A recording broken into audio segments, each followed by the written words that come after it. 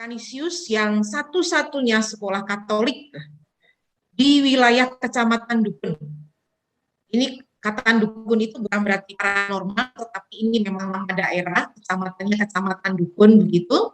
Dan jarak sekolah kami itu kurang lebih antara 7 sampai 8 km dari kaki lereng Merapi. Jadi letak kami sangatlah dekat dengan Merapi. Dan puji Tuhan saat ini masih dalam kondisi yang kondusif, walaupun mungkin kami harus selalu waspada dengan melihat situasi alam yang seringkali tidak bisa kami prediksikan. Dan kemudian latar belakang dari masyarakat atau orang tua serta didik yang ada di tempat kami kebanyakan adalah berasal atau mempunyai pekerjaan sebagai petani.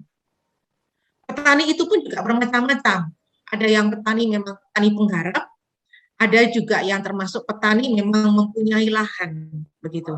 Dan hampir semuanya itu kebanyakan adalah seorang petani. Dengan demikian maka bisa kita gambarkan bahwa basic ekonomi anggota masyarakat atau orang tua dari anak-anak kami adalah seorang petani, jadi bisa dikatakan ekonominya adalah menengah ke bawah.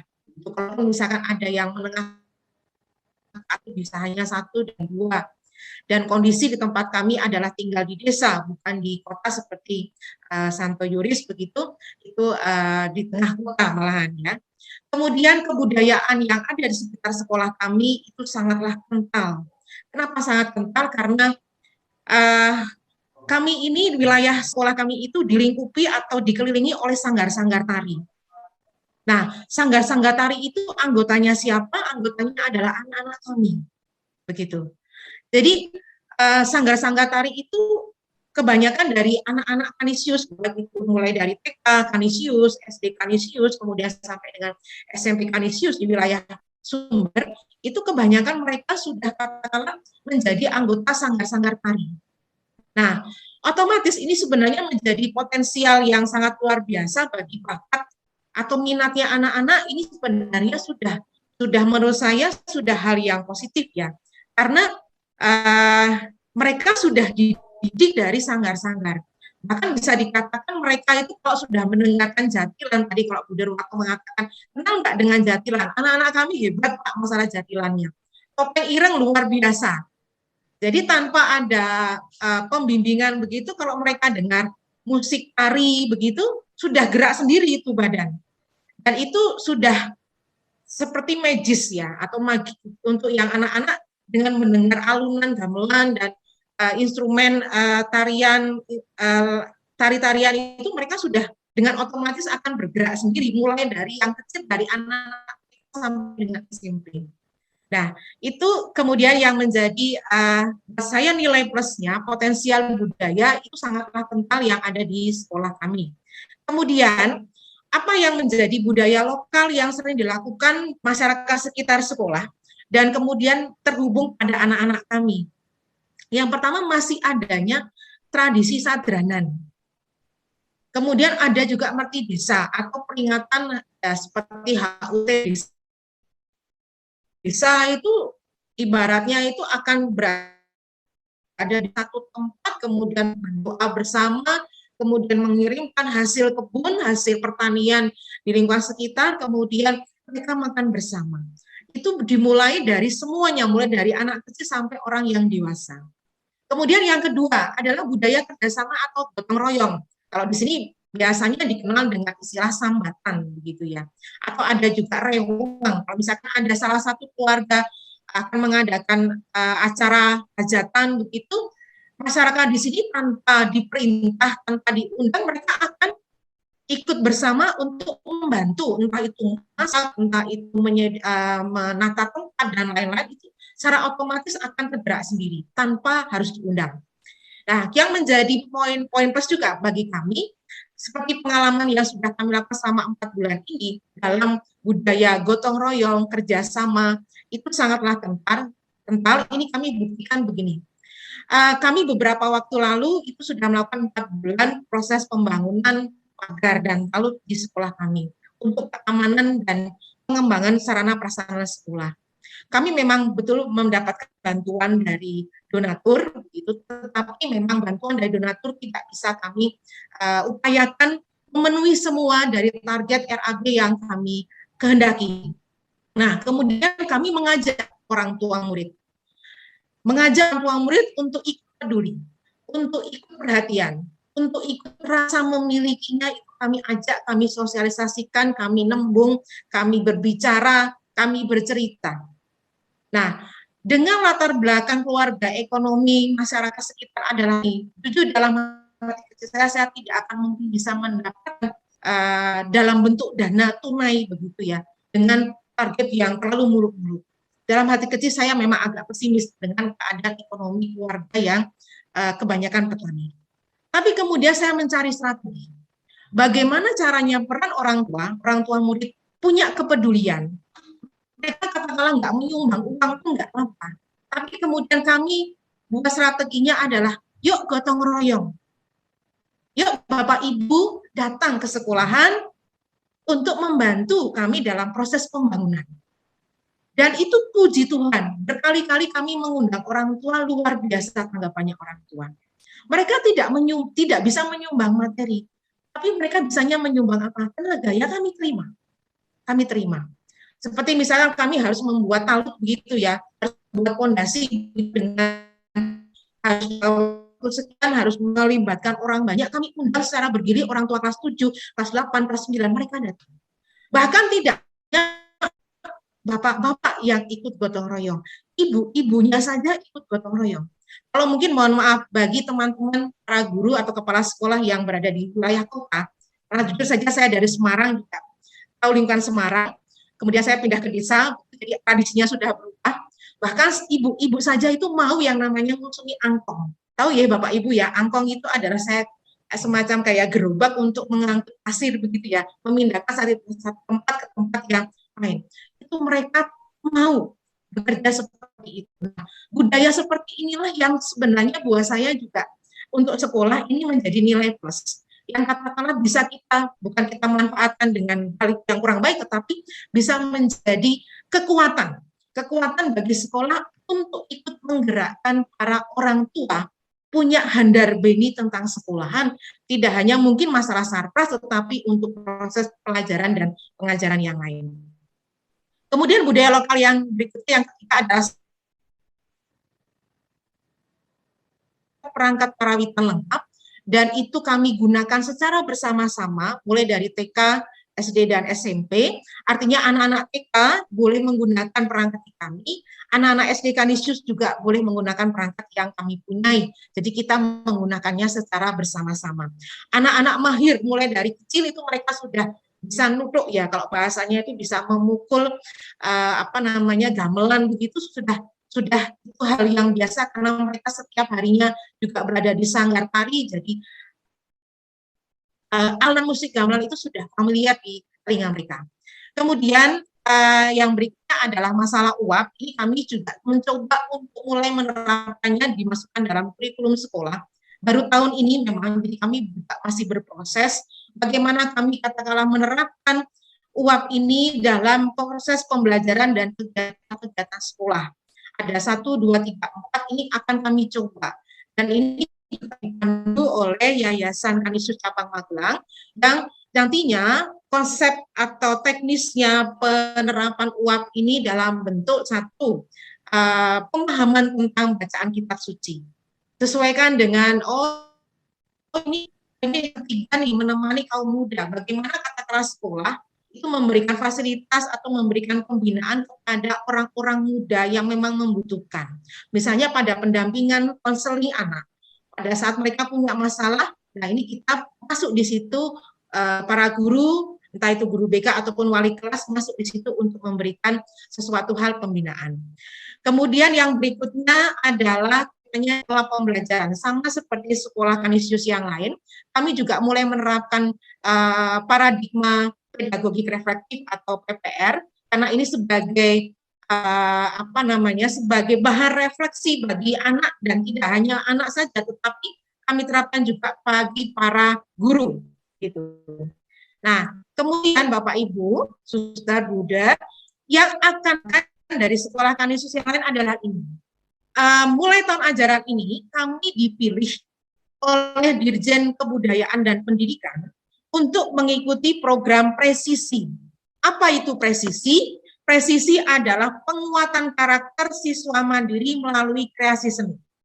Yang nanti arahan ke depannya, bagaimana sekolah itu memberikan pembelajaran kontekstual dengan berbasis proyek atau karya, dengan menjadikan kearifan nilai-nilai seni budaya lokal sebagai sumber belajarnya anak-anak guna untuk menguatkan karakter anak-anak peserta didik.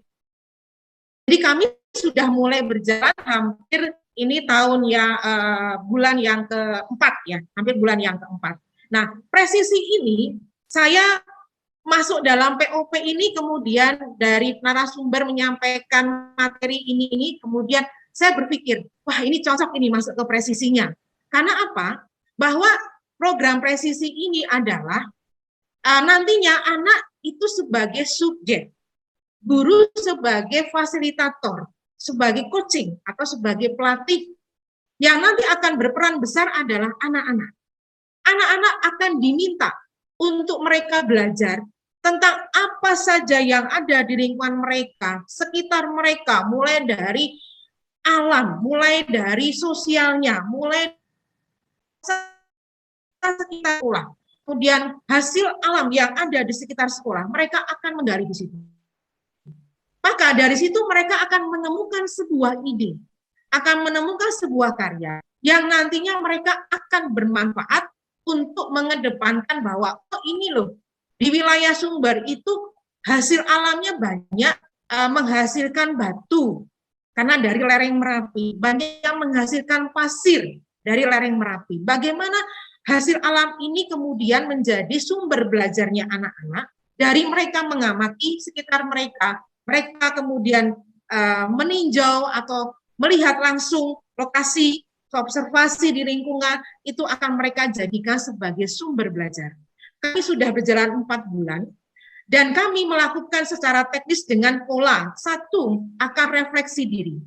Refleksi di sini adalah yang bahwa siswa harus memahami keunikan-keunikan apa yang ada dalam dirinya.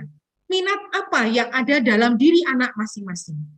Apa bakat yang mereka harus punyai atau mereka harus ketahui dari dalam dirinya. Itu mereka akan diminta untuk refleksi diri.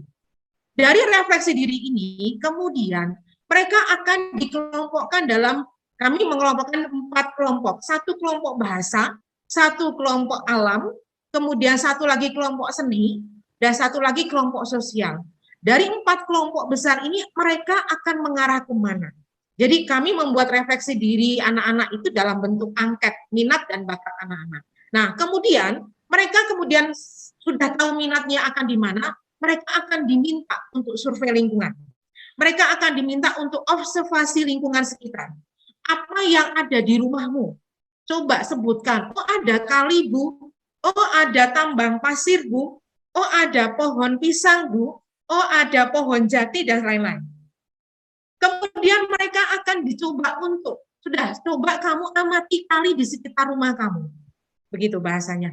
Apa yang kamu amati? Bagaimana airnya? Apakah selama ini airnya bisa mengalir dengan lancar? Apakah ada sampah? Ataukah aliran air ini tersumbat karena sampah dan lain sebagainya? Bagaimana dengan pasir misalkan? Apakah sudah dimanfaatkan oleh banyak orang? Biasanya digunakan untuk apa? Nah, dari situ mereka mencari sumber belajar, observasi, kemudian mereka akan diarahkan untuk menemukan sebuah ide. Temuan-temuan ide akan menjadi ide pokok dari mereka, oh kalau kali atau sungai yang ada sekitar rumah saya sebenarnya bisa saya manfaatkan untuk ini loh, untuk energi pembangkit tenaga listrik misalkan, dengan pola air ya, begitu. Kemudian mereka akan menghasilkan sebuah produk yang nantinya akan mereka sampaikan juga kepada teman-teman yang lain. Jadi di sini nanti akan ada pengolahan data, proses, hasil, kemudian presentasi yang harus ditunjukkan oleh anak-anak dalam bentuk mereka menyampaikan secara lisan, mulai dari awal, kemudian percobaan yang mereka lakukan sampai dengan hasil. Nah, nanti ujungnya adalah integrasinya dengan mata pelajaran. Oh, kalau misalkan sungai, nanti kira-kira menyambungnya di mata pelajaran apa ya? Oh, ada IPA-nya, misalkan begitu. Nah, nanti IPA kaitannya dengan kompetensi dasar. Apa kompetensi dasar yang ada di mata pelajaran IPA yang bisa kita ambil untuk mereka bisa melakukan sebuah target atau arahan nanti tujuan pembelajaran. Oh, nanti bisa misalnya air bersih itu apa? Nah, itu nanti kaitannya dengan IPA. Kemudian bisa juga diintegrasikan dengan ilmu sosial IPS misalnya. Kenapa masyarakat membuang sampah di kali? Apa yang dilakukan oleh masyarakat sekitar sekolah misalnya, atau sekitar yang dialiri oleh sungai? Itu akan terintegrasikan dengan mata pelajaran yang ada di SMP. Nanti dari situ guru akan mulai katakanlah memilah-milah. Oh, kelompok ini nanti cocoknya dengan KD-nya ini, KD-nya ini, dan KD-nya ini. Jadi di sini kami akan mencoba anak diberikan sebuah kebebasan, sebuah kemandirian untuk mencari sumber belajar. Satu. Yang kedua akan menemukan ide-ide kreatif dari mereka sendiri, pure dari anak-anak. Guru hanya pendamping, guru hanya fasilitator yang akan mengarahkan anak untuk menemukan atau misalkan menyampaikan segala sesuatu yang nanti akan anak ujungnya adalah sebuah target pembelajaran yang dikehendaki.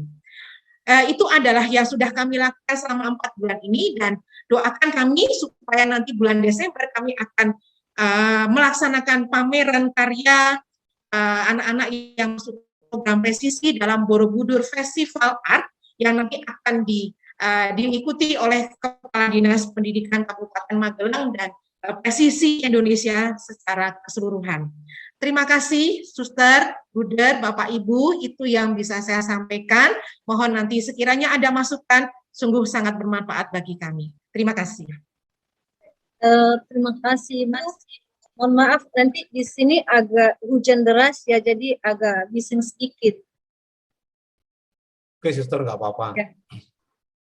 Baik, terima kasih atas sharing dari setiap sekolah. Memang ini sharing yang sungguh luar biasa, tapi nanti bagaimana dikemas dalam sebuah kurikulum, sehingga itu nanti kurikulum menjadi gerak untuk perkembangan sekolah kita mau ke kemana. Mungkin nanti kita dibantu oleh beberapa narasumber kita. Nanti yang pertama akan ditanggapi oleh Bruder Warto. Kepada Bruder dipersilakan. Baik, terima kasih Suster. Saya singkat saja. Tadi dari SMP Kalasan, Pak Yusuf, dan seterusnya, sampai terakhir SMP Kanisius Sumber, banyak men-sharingkan terkait dengan program kegiatan pengembangan aktivitas yang ada di sekolah. Sangat sedikit berbicara terkait dengan nilai-nilai yang tadi sudah disampaikan oleh Pak Hendi, agar nilai-nilai itu didalami, digali, lalu menjadi warisan tradisi yang akan menjadi pedoman secara berkelanjutan, agar kita tidak jatuh kepada hal-hal yang teknis. Yang teknis tadi bagus semua, hanya supaya ditarik ke belakang, itu memiliki roh, memiliki spirit. Kalau tadi disampaikan spirit dari sekolah-sekolah Kanisius adalah dari Santo Ignatius sebagai santo pelindung atau pendiri kongregasi Romo-Romo SC. Saya izin share dulu terkait apa yang saya katakan, pentingnya roh yang ada di dalam diri kita, karena POP ini adalah terkait fokusnya adalah literasi dan karakter. Itu yang akan kita sampaikan. Kalau dibalik, kenapa kita memiliki banyak aktivitas di sekolah-sekolah tadi, kita akan membangun karakter yang seperti apa, itu yang harus dijawab. Karena nanti kalau tidak ada dasar yang kuat, setiap situasi, setiap kepala sekolah akan dengan mudah mengganti, mengubah, menutup suatu kegiatan yang sudah dirintis dengan susah payah. Saya izin sharing. Saya hanya akan membacakan terkait dengan ini. Saya baca aja. Nah, di gereja kita akan mengenal Gravissimum Educationis atau deklarasi tentang pendidikan Kristen. Para suster Romo sudah. sekolah sebagai pusat pembentukan manusia. Nah, pusat pembentukan. Pertanyaan saya kembali kepada para Bapak Ibu Kepala Sekolah dari Kanisius tadi. Kegiatan yang bagus-bagus tadi, sebenarnya kita akan membentuk manusia yang seperti apa. Itulah kurikulum yang akan kita buat. Nah, di dalam Gravisium Educationis itu disebutkan dalam ayat 25, yang tidak menampilkan wajah khas suatu sekolah tidak bisa menjadi sekolah Katolik. Wajah khas. Ya. Ini wajah khas kita akan dibangun tentu sesuai dengan karisma pendiri, spirit, dan seterusnya. Ya. 26. Sekolah merupakan tempat pembentukan manusia secara menyeluruh melalui asimilasi kebudayaan secara sistematik dan kritis. Nah, saya hanya akan baca. Masuk lewat budaya. Nah, budaya itu ada jadilan, ada karawitan. Itu salah satu jenis budaya yang kalau kita kelompokkan adalah daya cipta atau hasil kreativitas, hasil mencipta. Tapi kalau budaya diartikan atau dimaknai sebagai cara berpikir dan cara merasakan, nah ini yang saya kira dua hal itu yang tadi belum banyak diungkap. Bagaimana anak-anak kita dilatih cara berpikir dan merasakan. Tentu dengan nilai-nilai yang akan yang tadi sudah disaringkan itu. Jadilan, tari-tarian, apalagi, dan olahraga, semuanya itu hasil cipta budaya sebagai sebuah ekspresi pikiran dan perasa. Ya. Sekolah bukan sekedar tempat orang diberi pilihan nilai-nilai intelektual, melainkan tempat orang mengetengahkan sederetan nilai yang dihayati. Tadi nilai-nilai sudah banyak, tapi nilai yang dihayati. Nah, kita lihat Bung Karno, bagaimana Bung Karno juga menyampaikan pentingnya roh merdeka itu. Ini zaman perjuangan. Saya bacakan saja. Sebagai pendidik bangsa, Soekarno tidak ingin bahwa bangsa ini memiliki mental budak yang enggan pada keinginan merdeka. Ingin merdeka aja enggan kok, gimana mau maju. Nah, untuk inilah semangat menyala-nyala, sekali lagi, semangat menyala-nyala tentang kemerdekaan itu harus dinyalakan dahulu dalam sanubari rakyat. Tanpa semangat merdeka, tidak akan ada daya apa-apa untuk mengubah nasib. Semangat apa yang kita kobarkan dalam diri anak-anak, dan aktivitas pilihan caranya adalah kegiatan-kegiatan tadi. Tapi sebenarnya di sana api apa yang sebenarnya ingin kita kobarkan. Jikalau kita ingin mendidik rakyat Indonesia ke arah kebebasan dan kemerdekaan, ini cita-citanya, ke arah kebebasan dan kemerdekaan.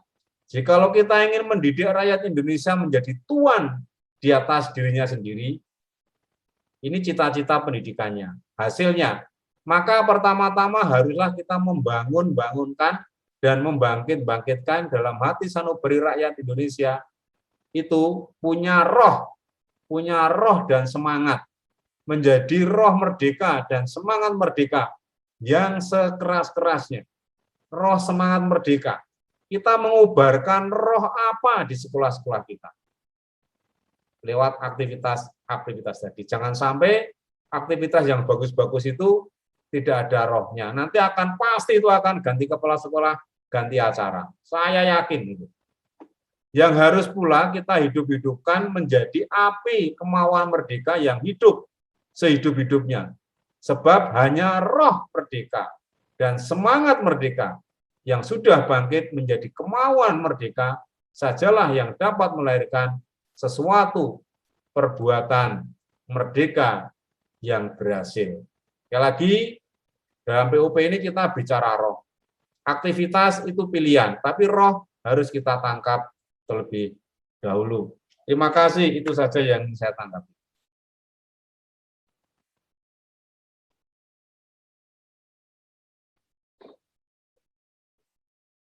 Saya lanjutkan. Ya.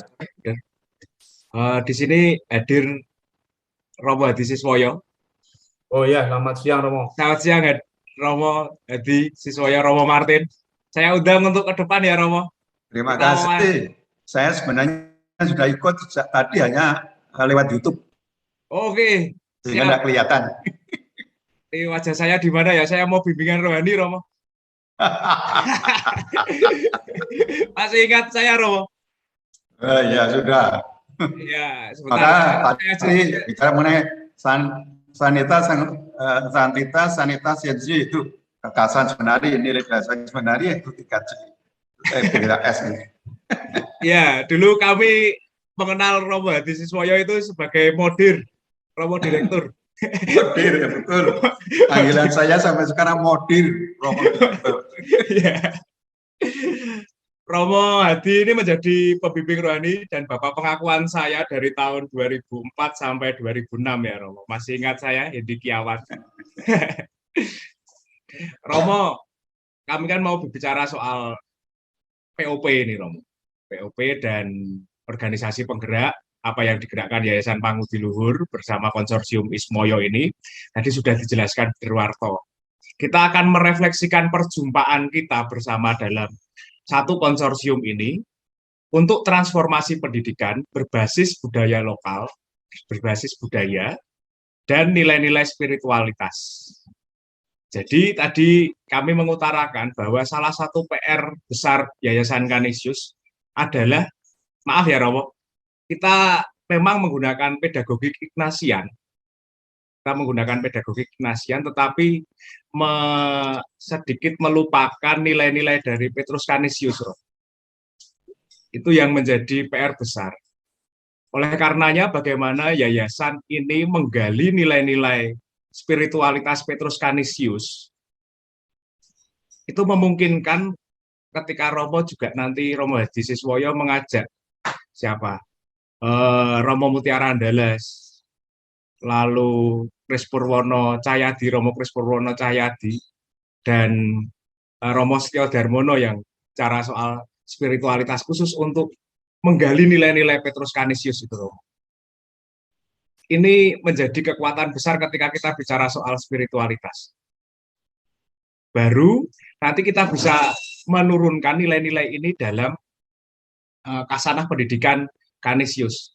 Selama ini rasa kami belum tergali.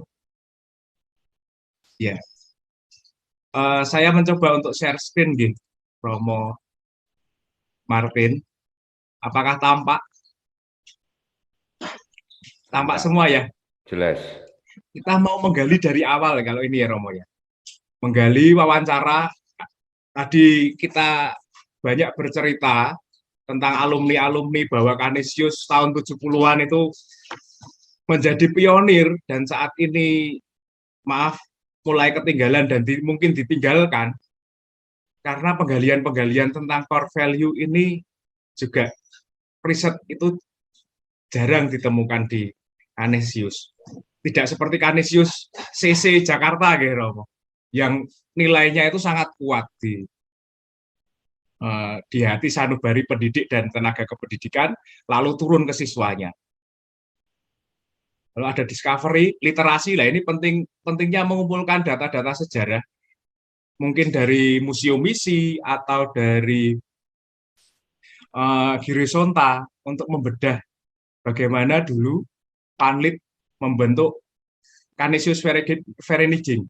Jadi perkumpulan Canisius kita buka lagi dokumen-dokumennya, lalu kita narasikan ulang dengan konteks sekarang, baru ada nilai-nilai inti. Kalau sementara ini kan kebalik, ada visi misi dulu baru ditelurkan menjadi terobosannya langsung ke program dan kegiatan sekolah, itu menjadi sebuah kurikulum. Akan tetapi dalam program organisasi penggerak ini nampaknya sembari K13 ini berjalan, Canisius mempunyai PR untuk menggali nilai-nilai inti ini. Para Yesuit dan tim keuskupan bisa bekerja sama untuk menggali nilai ini. Itu yang pertama yang menjadi PR. Lalu pendekatan kebudayaan. Bagaimana pendekatan kebudayaan ini menjadi sangat penting karena dulu misionaris-misionaris Yesuit itu kan hendak mempribumikan iman dengan kurikulum pendekatan rekonstruksi sosial. Jadi harus mengajar orang-orang, anak-anak pribumi dengan pendekatan-pendekatan budaya, khususnya melalui bahasa. Lalu dari bahasa itu ada pola pikir, pola rasa, dan tindakan seperti yang dikisahkan guru-guru tadi. Bapak Ibu Kepala Sekolah tadi sudah sangat bagus, dan saatnya untuk mengemas pendidikan sekolah Katolik ini, terutama di Yayasan Canisius, itu untuk menaikkan pamor dari sisi nilai spiritualitas dan kebudayaan lokal yang sudah dikemas dan diceritakan oleh para kepala sekolah dan Bapak Ibu.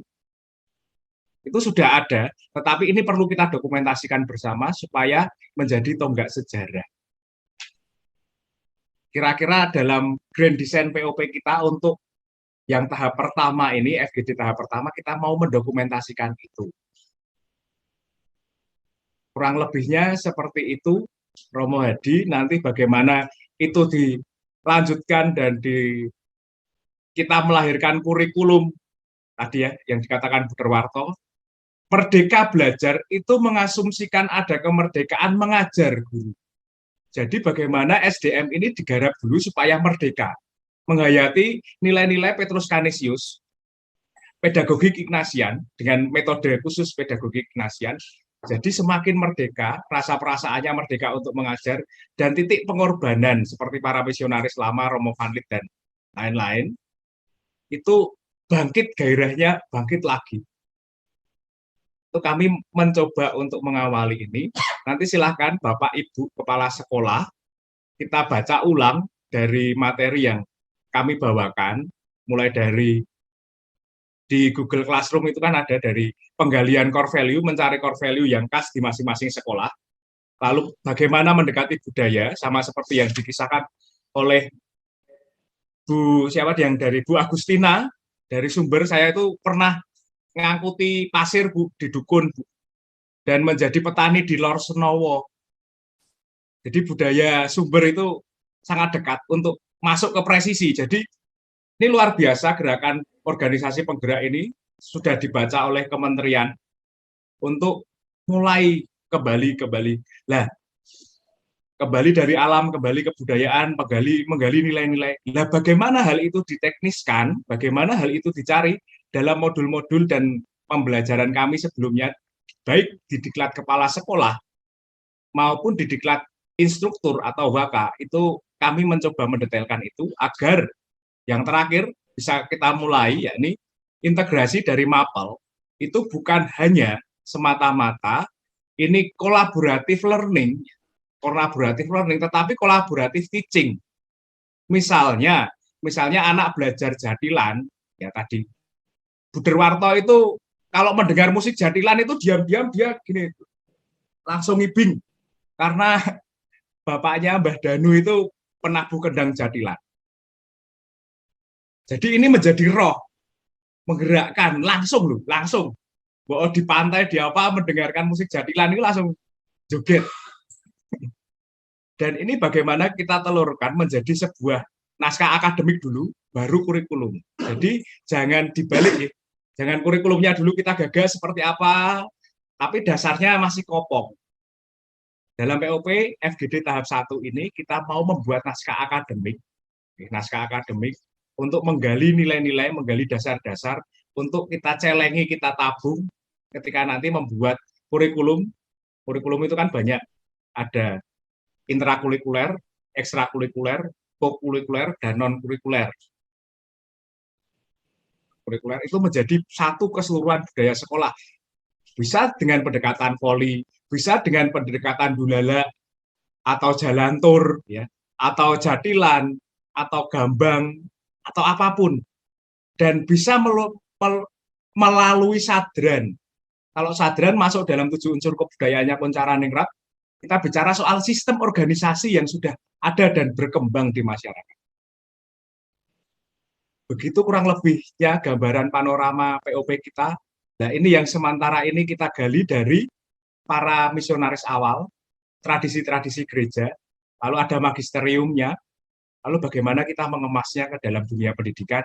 Nah, ini pakarnya Pak Heri yang akan berbicara saat ini.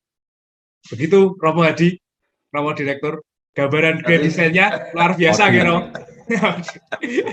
Agak semangat, menumbuhkan semangat baru bagi desain Canisius. Oke. Baik, terima kasih, Mas Hendy. Mungkin dari Romo Martinus ada yang mau disampaikan? Ya, boleh. Jadi dalam banyak hal sudah disampaikan mengenai core values. Jadi kami juga mempunyai core values. Kami sudah menyusun visi dan juga Renstra itu memberi arah Canisius itu mau dikembangkan kemana. Tapi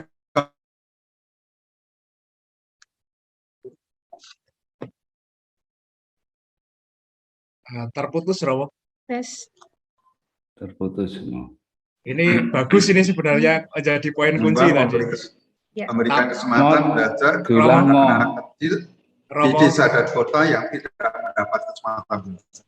Maaf, tadi terputus videonya saat Romo berbicara Renstra dan tapi gitu. Terputus videonya. Mungkin Romo diulang. Ya, tadi jadi kami ya mulai saya kan mulai Mei 2009 pindah ke Canisius. Dulu sebelumnya saya di Strada. Saya di Strada 9 tahun 3 bulan. Di sini kurang lebih 2 tahun. Nah, maka apa yang baik yang pernah saya jalankan di Strada itu, nah sekarang mau saya terapkan juga di Canisius karena selama ini Yayasan Canisius itu memang tidak punya rumusan visi misi, tidak ada rumusan nilai dasar, tidak ada. Saya dengan ditugaskan di Canisius ini ya mencoba menyusun visi misi Renstra. Jadi arah kemana Canisius akan dikelola itu sebenarnya sudah jelas. Nah, kalau kita kembali ke tujuan Vanlit mendirikan sekolah, kan menaburkan sabda Kristus di masyarakat Jawa melalui guru-guru yang dimiliki sendiri. Yang kedua, memberi kesempatan belajar kepada anak-anak rakyat kecil di desa dan kota yang tidak mendapat kesempatan belajar. Ini yang menjadi boleh dikatakan misi dan visi dan misi dari Romo Vanlit mendirikan sekolah-sekolah Kristus. Maka kalau kita melihat tempat untuk Canisius itu tidak di kota, tapi di desa, di kampung-kampung yang tidak terjangkau. Karena memang sejak awal memberi pendidikan pada anak-anak yang tidak mendapatkan kesempatan belajar. Seandainya tujuannya itu adalah sejak semula itu ingin menjadi sekolah yang mentereng, yang kaya dengan gedung yang bagus, muridnya dari keluarga yang kaya. Nah, ini tidak sesuai dengan awal dari Yayasan Canisius. Kalau tadi banyak dibicarakan mengenai core values atau nilai dasar, kami tadi sudah disebutkan nilai dasarnya itu ada 5. Nilai dasar itu sama artinya dengan apa ya, nilai Kristiani atau nilai kemanusiaan. Dalam RPP itu juga dimasukkan supaya nilai itu bukan hanya sebagai pasangan tapi sungguh-sungguh mendasari. Saya dalam buku visi misi mengatakan bahwa nilai dasar itu untuk menjadi dasar yang harus diikuti dalam rangka mencapai visi misi. Jadi nilai dasar itu sebagai itu ya, terus dihayati oleh para karyawan dalam rangka untuk mencapai visi misi. Nah, ini terintegrasi. Jadi dengan setelah menyusun visi misi sudah disosialisasikan, nilai dasar juga sudah mulai disosialisasikan, maka tadi kan para kepala sekolah kan sudah mulai memunculkan nilai dasar itu. Jadi nilai dasar Canisius itu bukan seperti proses Ignatian seperti yang tadi dikatakan oleh Bu Sawah di Juris itu. Ya. Nah ini semangat Ignatian memang perlu karena ini Canisius itu milik Uspan tapi diserahkan penuh pada SD, maka nilai-nilai Ignatian juga ditanamkan. Tetapi tentang nilai dasar itu tidak identik dengan imaginasinya itu sendiri setelah mengadakan suatu proses akhirnya ditetapkan yang menjadi nilai dasar Kanisius ada 5 yang tadi sudah dijelaskan. Nah, mengenai curah personalis, mengenai najis, memang itu menjadi rohnya, semangatnya dalam rangka untuk nanti mendukung pelaksanaan nilai dasar dalam rangka tapi visi misi dan juga tujuan yayasan. Ini yang sedang kami usahakan. Memang kita prihatin bahwa murid-murid pada turun, sekolah-sekolah pada tutup. Nah, ini konsekuensi dari pilihan sejarah. Karena kita ini melayani anak-anak yang kurang mampu yang tidak sekolah. Sekarang kita juga hampir semua sudah sekolah. Kemudian tingkat ekonomi masyarakat juga sudah meningkat, sehingga orang ekonomi baik tidak mau sekolah di sekolah Kanisius yang murah, karena dianggap kalau bayarnya murah itu berarti kurang berguna. Padahal ya tidak demikian. Jadi ini loh buku visi misi. Ini tidak semua yayasan mempunyai ini rumusan visi misi seperti ini. Jadi ke depan itu kita nanti tahu apa yang harus kami perbuat. Tapi ini kan butuh waktu yang lama untuk sampai pada pencapaian visi misi. Jadi dan visi misi ini dirumuskan dengan mempertimbangkan kebijakan pemerintah, Mas Karim, siapa itu Menteri Pendidikan itu, Nadiem. Nah, ini maka di sini disinggung juga mengenai merdeka belajar. Dari kemerdekaan itu berarti merdeka belajar, sekolah penggerak. Sekali itu di sini sudah dimasukkan dalam rumusan visi pun apa yang disampaikan Nadiem itu juga disampaikan. Namanya visi yayasan adalah komunitas pendidikan yang transformatif dan menumbuhkan kemerdekaan berpikir demi terwujudnya sekolah yang unggul, peduli, dan layak. Ini visinya Yayasan Kanisius. Dan ke depan itulah yang akan kami perjuangkan. Jadi ini dicapai dengan mendorong semua guru karyawan menghayati nilai dasar. Dan nilai dasar itu semacam spiritualitas kerohanian yang dipilih oleh Yayasan Kanisius dalam rangka mencapai visi misi dan tujuan Yayasan Kanisius. Demikian sedikit. Mungkin pemahaman nilai dasar ada kita dengan Bang Gulun, karena yang saya tahu itu Bang Gulun mencoba menggali dari dalam sejarahnya itu gimana. Kami memang belum punya buku lengkap mengenai Petrus Kanisius, itu belum ada karena referensinya mungkin agak susah karena pakai bahasa Belanda atau apa. Buku mengenai Van Lith juga belum ada, sehingga di sekolah Kanisius belum ada yang namanya kekanisiusan. Kalau marsudiri, kemarsudirian itu tidak ada karena ya buku-buku yang terkait dengan ini memang tidak ada ya, masuk di sini. Tidak ada buku yang khusus membahas mengenai Romo Van Lith tentang Petrus Kanisius itu tidak ada. Ini yang menjadi masalah. Maka mengenai nilai dasar itu ya nilai yang digunakan untuk membentuk karakter juga. Nilai dasar itu harapnya dihidupi oleh guru karyawan dan anak-anak itu harusnya menghayati nilai dasar yang 5 itu. Nah, supaya nanti memberi spiritualitas, memberi landasan, memberikan kerohanian dalam rangka melaksanakan kegiatan belajar mengajar dalam rangka mencapai visi misi dan tujuan Yayasan Kanisius yang dirumuskan tahun 2020 sampai 2020. Demikian sedikit penjelasan tentang Kanisius. Mungkin pandangan orang luar tentang Kanisius itu mungkin terlalu dianggap bagus, kasihan ya. Ya memang agak kasihan kan muridnya berkurang dan sekolahnya ditutup, tetapi jumlahnya masih 198. Mana yayasan yang punya sekolah 198? 188. Ada kan susah. 188 sampai sekarang harus menghidupi sekolah-sekolah yang sebanyak itu tersebar di Jawa Tengah dan Yogyakarta. Itu yang jadi memang mengharapkan Kanisius menjadi sekolah yang bermutu, yang unggul, yang diminati oleh masyarakat, itu memang tidak mudah, apalagi ada masalah mengenai finansial. Ini terus terjadi, sehingga dari sisi kesejahteraan guru juga kurang bagus, pengembangan personalia atau SDM juga belum tertangani dengan baik. Tapi seiring dengan dirumuskan visi misi nilai dasar, kami sudah membuat panduan-panduan itu harus dijalankan.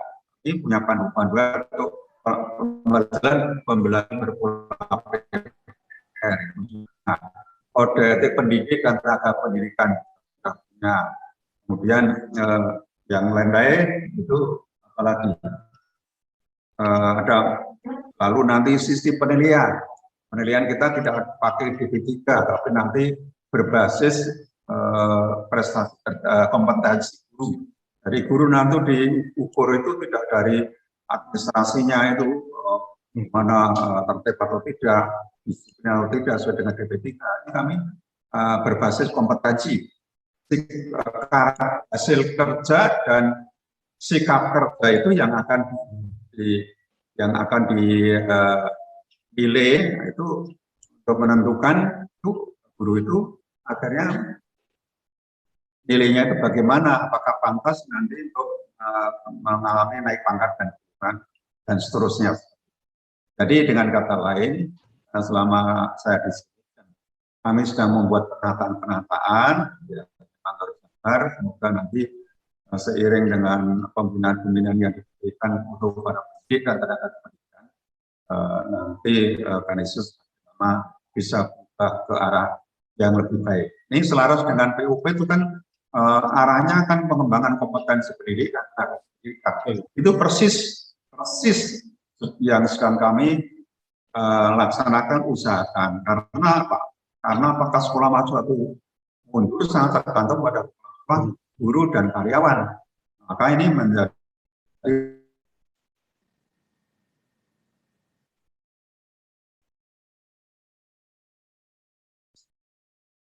terpotong lagi. Ya. Ya. Mungkin oleh para demikian. Terima kasih Romo Hadisiswoyo, Romo Martin yang sudah memaparkan banyak, menginspirasi kami dan guru-guru Kanisius untuk semakin bersemangat. Ya. Lalu lanjut saja ke Pak Heri ya, Suster ya. Iya.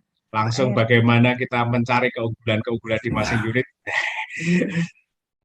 Kalau bisa Kanisius mempunyai kurikulum yang berdasarkan lokal, bagaimana pengembangan itu sama seperti misionaris lama itu menggali keutamaan mutiara-mutiara di masing-masing tanah lokal setempat, dan itu menjadi kekayaan yang luar biasa. Monggo Pak Heri, bagaimana ini dirangkum nilai-nilai, keutamaan dirangkum menjadi satu dan pembelajaran ini untuk semuanya saja. Terima kasih. Terima matur nuwun Romo Martin, rawuhipun. Matur nuwun Suster Luciana. Wow. Matur nuwun Mas Hendy.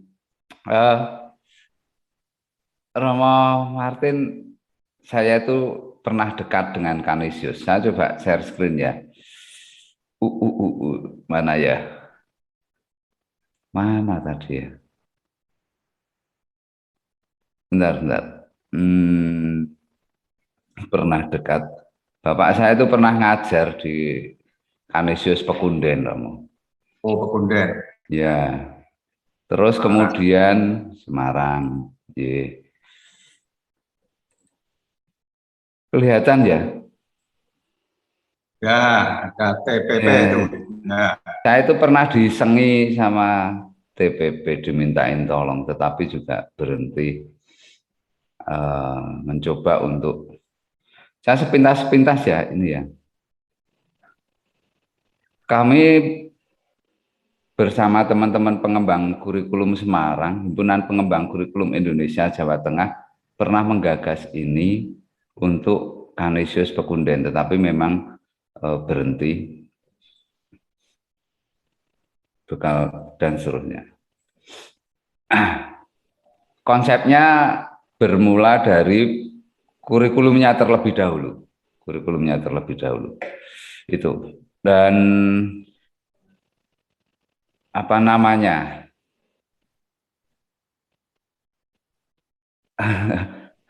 saya speechless kalau mau flashback saat kami menggagas bagaimana menggedekan SD Kanisius Pekunden dan banyak. Tetapi ya semua terhenti semacam ini. Begini, jika saya masuk ke ini soalnya, kalau saya masuk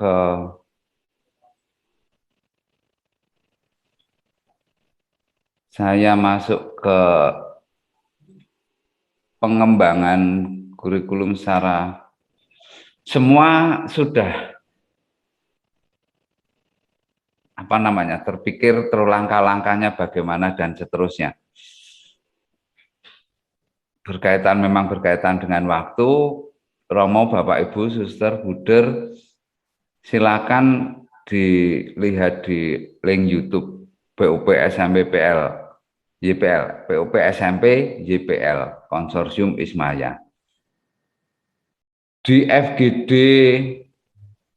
dari mulai hari pertama sampai dengan hari kemarin, saya banyak menjelaskan bagaimana core value budaya itu masuk atau kita create menjadi kurikulum dan sampai turun ke kompetensi dasar dan bagaimana membenamkan core value tersebut, menginternalisasi. Kalau tadi bagaimana diinternalisasi sih dari Pak Wahyu Teresiana tadi menanyakan seperti itu. Nah, mendengar cerita dari teman-teman Kanisius dan Teresiana, masa lalu euforia, masa lalu kejayaan masa lalu, dan saya juga mengalami bapak saya menjadi guru SD Kanisius Pekunden itu betapa luar biasanya. Tetapi ya dulu kita melihat pendidikan kita, tahu ya kira-kira ini fotonya siapa, usia-usia kami, mungkin Romo Martin juga tahu, Buderwarto juga tahu, atau Pak siapa yang usianya setara dengan kami. Pendidikan kita itu dulu seperti Maduna. Saat sekarang hanya tinggal reruntuhan, kemudian ahli arkeolog yang mencari kejayaan masa lalu. Dan masing-masing sekolah dari mendengarkan cerita-cerita itu baik, lurus, panjang, indah di pinggir kiri kanannya, luar biasa. Pada saat Nun Sewu, saya 11 tahun mengajar, kemudian membuka bimbingan belajar dan intens di dunia pendidikan, menjadi konsultan dan sebagainya. Helikopter view yang saya pakai untuk melihat pendidikan kita itu menjadi demikian. Lah mau gimana lagi? Memang kondisinya seperti ini. Dan ini bukan saya yang mengatakan, bukan saya pribadi yang mengatakan, tetapi fakta bahwa saya nuwun sewu ya, saya tidak masuk ke bagaimana mengemas kurikulumnya. Kalau kita mau diskusi panjang untuk membuat kurikulumnya, saya siap. Saya siap untuk membantu teman-teman semua Kanisius Teresiana di luar jam POP ini. Bukan saya mau promosi, tapi waktu sudah pendek, tetapi saya ingin membuka dari helikopter view saya, dari helikopter view. Kadang kita harus menarik diri dan memberi jarak. Sama di sini ada masalah. Tidak mungkin tidak ada masalah. Maka yang ingin dicari adalah solusi. Solusinya dari siapa? Ya bagi kita yang bisa melihat dari jauh bagaimana pendidikan ini. Saya mengatakan itu dari kementerian, dari lembaga pendidikan Katolik mengatakan seperti itu semua kok. Gitu. Terus solusinya bagaimana? Kan seperti itu toh. Tetapi kalau tadi saya bilang bahwa masing-masing sekolah melihat keindahan dan sebagainya, baik, benar. Kita harus tetap melihat kekuatan dari sekolah kita masing-masing. Kekuatan dari sekolah kita masing-masing. Dan itu yang harus kita kemas di dalam sebuah kurikulum. Silakan diberi nama sendiri. Jadi nanti kita akan membuat kurikulum nama sekolah kita sendiri dan K13. Kemudian kurikulum nama sekolah kita sendiri di-mix dengan K13. Itu targetnya ke sana. Nanti di FGD 2. Ini ya. Terus bagaimana? Saya akan mulai dari silakan open mic semuanya kalau mau berinteraksi dengan saya akan menampilkan buah duren. Silakan dijawab, betulkah ini buah duren? Salah. Salah. Oke. Betulkah pendidikan Kanisius yang disampaikan Bapak Ibu semuanya? Betul. Betul. Betul. Betul. Betul. Betul.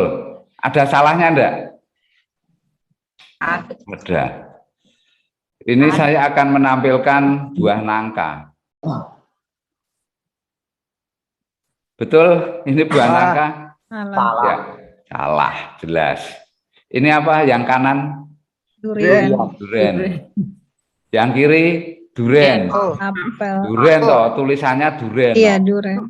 Tulisannya duren. Gambarnya apel. Tulisannya duren. Kanisius seperti ini gambarnya. Tetapi tulisan di dalam hati para guru apakah seperti gambarnya? Iya. Nah, sekarang saya mau tanya, ini gambar apa? Garis lengkung. Garis lengkung dan garis lurus. Ini gambar apa? Apel. Separuh. Paruh. Pada saat kelihatan hanya sedikit tidak tahu kita Kanisius itu seperti apa. Saat terpotong bagian yang lain pun kelihatan ini apelnya Kanisius. Ini buah apa Bapak Ibu? Durian. Taunya duren. Buahnya. Buahnya ya, ini buahnya. Nah, ini pasti kalau ini duren. Nah, ini ada landak di sampingnya.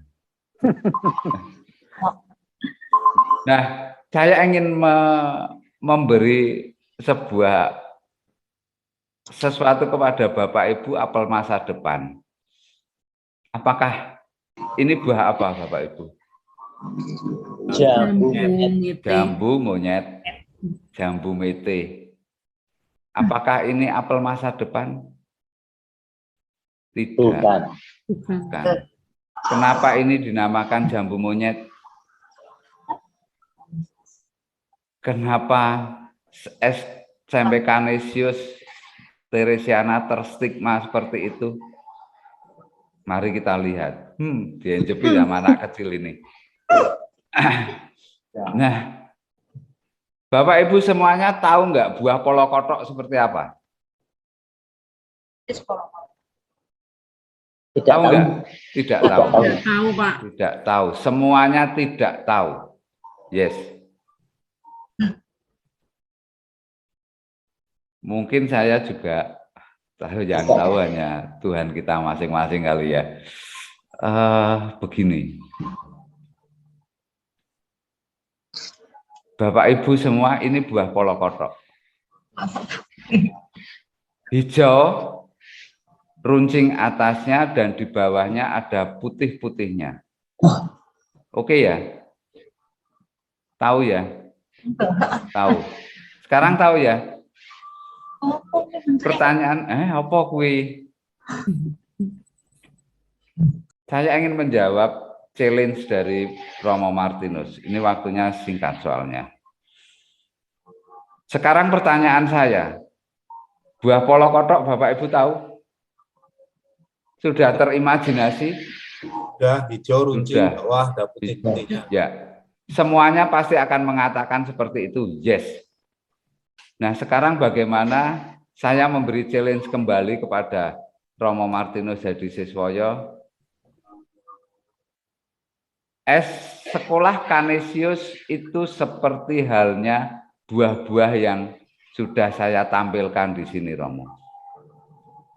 Stigma itu sudah terbentuk di mind map otak masyarakat seperti itu. Yo apel ki yo kaya ngene, ora mungkin kok. Apel kaya ngene, apel masa depan. Kita mengatakan bahwa sekolah kita seperti ini loh, tetapi kenyataannya peta pikiran masyarakat itu sudah jambu mete. Gitu. Lah terus piye?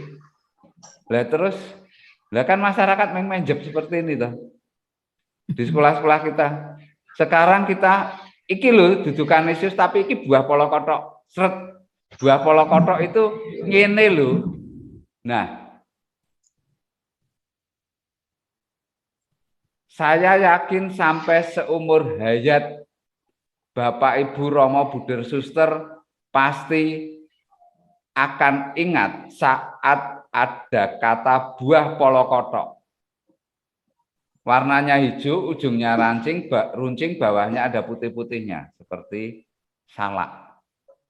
Saat nanti melewati Sleman, saat berbelanja salak, Bapak Ibu semuanya akan tertawa dan merenges. Oh, buah polokotok ini, kaya salak. Salak, buah polokotok itu kaya salak. Setuju enggak? Setuju. Yakin, saya seyakin-yakinnya. Ini apa Bapak Ibu? Buah polokotok. Buah polokotok. Romo, bisa enggak seperti ini Romo? Dirubah mindset semuanya pada satu hal yang baru. Sulit, ini tidak perlu dijawab Romo, karena waktunya sudah pendek. Ya dengan sendirinya kan semacam ini. Kemudian kita akan masuk pada wilayah belajar, di mana belajar itu ada resiko kesalahan, dan seterusnya. Tinggal kita berani enggak. Berani lebih banyak kesalahan, berani lebih banyak belajar. Semua yang ditampilkan oleh rekan-rekan Kanisius luar biasa, yang ditampilkan oleh rekan Teresiana luar biasa. Terasa masih panjang, terkadang kita terdiam memandang tanpa haluan, terjebak dalam angan yang tak bertuan, keresahan dan keraguan seringkali memendam. Kemarin saya sampaikan ini jelas sekali untuk turun sampai ke evaluasi sikap, instrumen sikap. Dan itu ada di FGD yang lalu. Jika Bapak Ibu Romo Suster Buder ingin dalam melihat ini, silakan dilihat di YouTube FGD yang lalu. Bukan berarti saya ingin menggeser ke sana, tetapi jika memang kita butuh untuk Zoom lagi, untuk ketemu lagi, saya akan jelaskan bagaimana pengembangan kurikulum yang harus dilakukan. Tapi saat ini tugas saya adalah membuka yayasan panjenengan semua, sekolah panjenengan semua itu sudah terstigma di masyarakat. Bagaimana merubah stigma tersebut? Kesulitan-kesulitan murid dan sebagainya sudah terjadi. Bagaimana kita bangkit lagi untuk meng-create kembali sekolah-sekolah kita untuk menjadi seperti dulu lagi. Euforia sejarah masa lalu menghantui kita. Mungkin dari saya itu, saya berharap mari kita berdiskusi lagi untuk detail khusus maksud saya gini, saya tidak sedang untuk menawar-nawarkan, tetapi seperti yang saya sampaikan tadi, saya punya sejarah dengan Canisius, bapak saya dan teman-teman bapak saya, dan kemarin di TPP tapi berhenti. Begitu. Terima kasih, saya kembalikan ke Suster Luciana. Wow. Baik, terima kasih Pak Heri. Sekarang jam menunjukkan 13.20. Terima kasih kepada kita semua yang hadir dalam virtual ini. Terima kasih kepada narasumber yang telah membantu kita dalam lebih mendalami nilai-nilai dan pada saatnya kembali kepada roh agar sekolah kita semakin bergerak ke depan dan mengalami perubahan untuk menentukan ciri khas sekolah kita masing-masing. Dan saya sebagai moderator mengucapkan terima kasih atas kepercayaan kepada saya dan terima kasih atas sharing Bapak Ibu yang memperkaya kita semua. Dan mohon maaf jika ada kekurangan dalam membawakan acara ini. Dan kita akan kembali pada FGD berikutnya. Ya, Dan Sister. acara ini saya kembalikan ke Ibu Suster. Agnes. Ya, Ya. Pak, ya Mas. Sebelum ditutup, Suster, saya mau menyampaikan tugas untuk FGD 1 dulu, Suster, kepada semua saja. Baik. Silakan Mas Hendy. Tagihan-tagihan, terima kasih Bapak Ibu Suster Romo yang sudah mengikuti FGD 1 ini. Videonya Mas Edi. Oke. Sudah tampak ya? Sudah. Bapak Ibu Suster, ketika saya SMA kelas 2 itu Romo Hadi Siswoyo itu sangat tegas. Ketika kami tidak membuat karya tulis, ya, kami bisa dikeluarkan benar, tidak bisa dikeluarkan. Bahkan itu ceritanya ketika satu Medeni tenan yo. Tenan nggih Romo Hadi, Romo Martin. Betul. Kami bisa dikeluarkan benar, bahkan teman kami itu ada yang satu nggak mengerjakan itu lalu dikerjakan bareng-bareng, disengkuyung bareng satu angkatan. Lalu kekuatan kita itu kita sejarahkan Bapak Ibu. Perlu kita tulis ya, agar dokumentasi ide ini menjadi sangat kaya dan bisa kita bagikan. Romo Hadi itu juga penulis bersama Romo Paulus Suparno tentang kegelisahan sekolah Katolik ya Romo. Bukunya itu salah satu kontributor penulisnya juga Romo Hadi Siswoyo yang gelisah terhadap pendidikan sekolah Katolik. Maka dari itu dengan program organisasi penggerak ini kita bergerak bersama untuk mendokumentasikan ide-ide kita yang tadi dikisahkan Bapak Ibu dalam FGD ini kita tuliskan karena kita masuk dalam masa sejarah. Tidak hanya lagi di awang-awang, tetapi sejarah itu perlu kita tuliskan. Bapak, Ibu, Romo adalah agen-agen sejarah. Apa yang perlu kita tuliskan di dokumentasi ide ini merupakan celengan, merupakan tabungan untuk kita mengemas kurikulum nantinya. Yang pertama, kita perlu bertolak dari kehidupan nyata sekolah. Kita sadar pasarnya siapa, sama seperti yang dikatakan kita bersama, pasar dari SMP Teresiana siapa, pasar dari Canisius siapa, daerah lokasi kita seperti apa, kita petani semuanya. Lalu nilai-nilai inti atau nilai-nilai tadi dari bahasa Canisius itu nilai-nilai dasar, baik itu dari kongregasi, keuskupan, nama pelindung yayasan, nama pelindung sekolah. Mungkin di Marganingsih tadi akan ada banyak kekayaan di mana ada spiritualitas dari Santo Petrus Canisius, lalu pedagogi Ignatian dan Ibu Maria sebagai Marganingsih. Itu sangat kaya akan nilai-nilai. Lalu masuk dalam struktur masyarakat kita seperti apa, pendekatan-pendekatan yang kita gunakan untuk masuk ke masyarakat, orang tua seperti apa, masyarakat seperti apa, seperti tadi dikisahkan Sleman, Dukun, Sumber, lalu Diri Sonta seperti apa, masuk dalam unsur kebudayaan. Dalam literasi unggul berkarakter, model program Luber, kita menggunakan pendekatan 7 unsur kebudayaan Kocara Nekrat. Silahkan nanti dibuka lagi draft modul tentang pendekatan budaya ini, untuk semakin merasa-rasakan pola pikir, perasaan dan tindakan di masyarakat lokal itu seperti apa. Lalu bersumber pada kebutuhan anak, konteks pembelajaran abad 21, ruang dan waktu pasti akan berbeda-beda, minat dan bakat termasuk tadi memasukkan poli dalam kurikulum, lalu perkembangan psikologis, psikologi perkembangan, dan psikologi kultural. Lalu berdasarkan pengalaman kurikulum sebelumnya, pijakan-pijakan yang kemarin akan kita evaluasi untuk mengembangkan dan mendesain kurikulum. Ini 5 materi pokok yang ada dalam naskah akademik. Perlu adanya literasi guru bersama-sama untuk membaca, membuka lagi dokumen, lalu membuka lagi pengalaman-pengalaman, dan mengevaluasi proses pembelajaran dan pengajaran kita. Pengalaman mengajar dan pengalaman belajar menjadi pengalaman sekolah.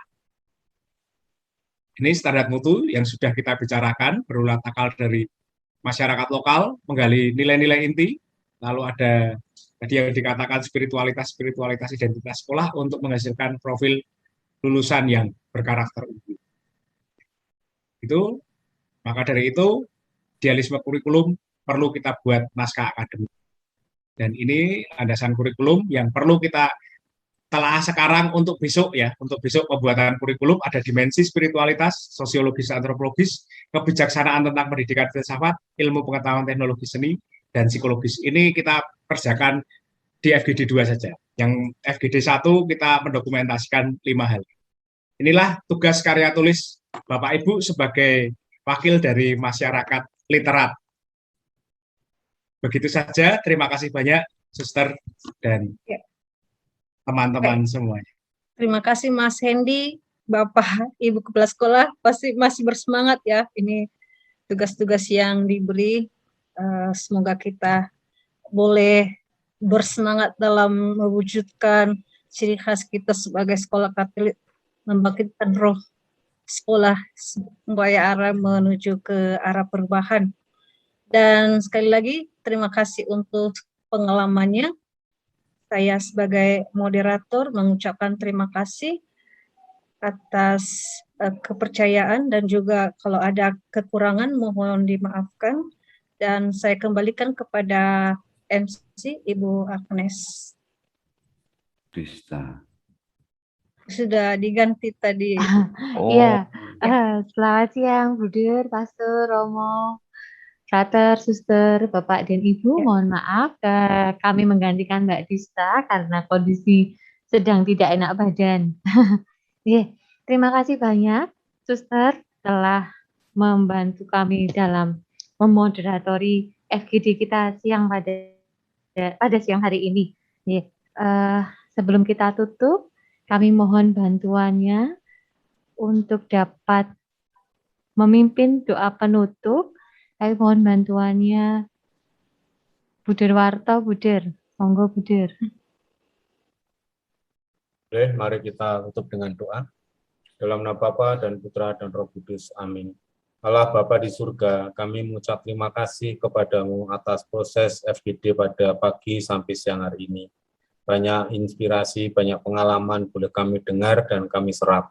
Semoga kami pribadi-pribadi yang sedang diberi tanggung jawab di unit kerja kami masing-masing ini dapat mengembangkan, dapat mewujudkan apa yang seharusnya kami lakukan dalam tugas karya kerasulan kami di sekolah kami masing-masing.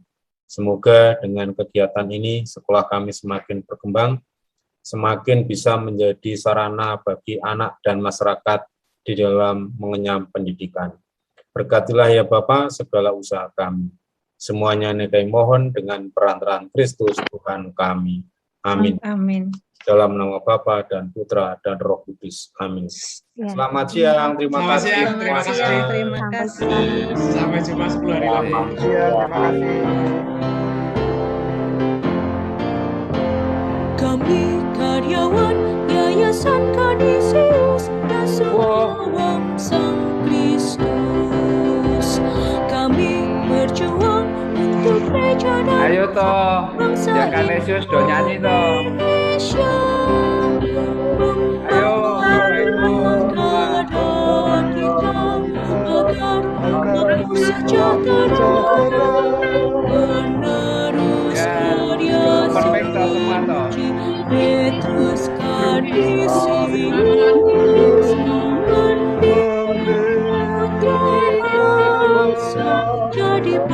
berjuang Sang Kristus, bekerja, berdoa, berjuang, berkarya, berjuang gereja, berjuang, berkarya, berjuang, membela negara Pancasila.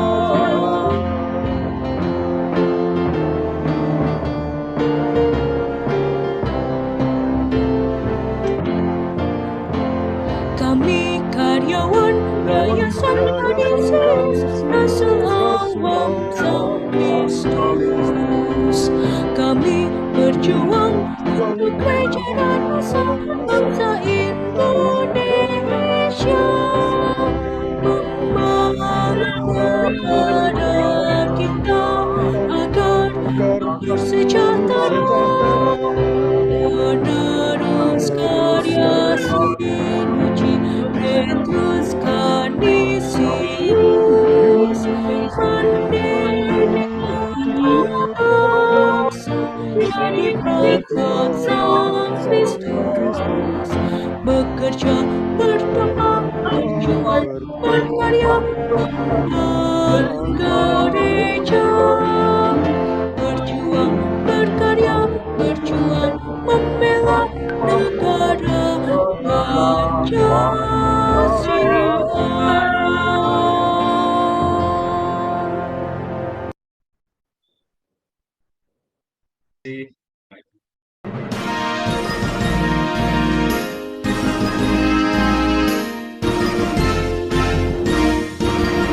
Kita bersiswa Teresiana STK sampai SLA, beserta para karyawannya menjadi satu keluarga.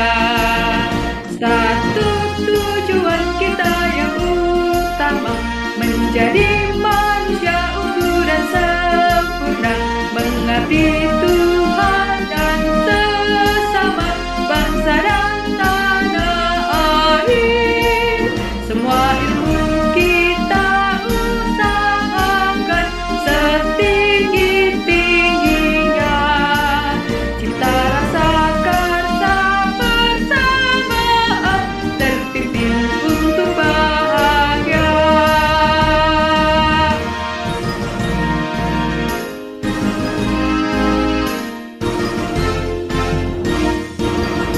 Kita bersiswa Teresiana STK sampai SLA, beserta para karyawannya menjadi satu keluarga. Satu tujuan kita yang utama, menjadi manusia utuh dan sempurna, mengabdi Tuhan dan sesama, bangsa dan tanah air. Semua ilmu kita usahakan setinggi-tingginya, kita rasakan bersamaan, terpimpin untuk bahagia.